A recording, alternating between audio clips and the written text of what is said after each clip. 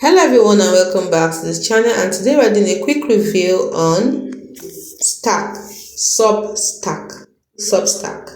Now, what is Substack?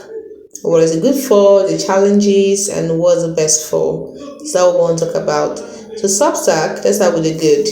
Number one, it is still a top platform for independent writers, journalists, and creators. Number two, it has simple monetization, so it's for paid newsletters, memberships, and podcasts. Three, it has growing features because now it supports video, community chat, and better analytics.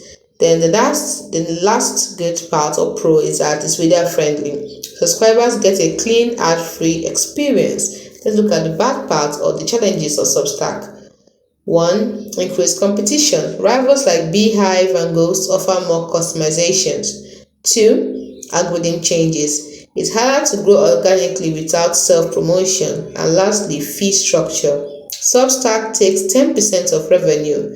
So you see, some people actually prefer lower cost alternatives to this. 10% of revenue, that's kind of much. So who is the best for? Number one is best for writers and journalists who want a simple audience-focused platform. It's also best for creators that are monetizing via subscriptions, not ads. And lastly, for those who value simplicity over advanced website controls. So what's the final verdict? I would say Substack remains strong in 2025, but isn't the only option. If you want full control, consider Ghost or Beehive. If you prefer ease of use, Substack is still a winner. It's best for writers, podcasters, and creators who want a hassle-free paid newsletter. But like I said before, we also have alternatives like Beehive, which is a growth tool, Ghost, which gives you more customization, and Patreon, which is a multi-content support. It gives you multi-content support.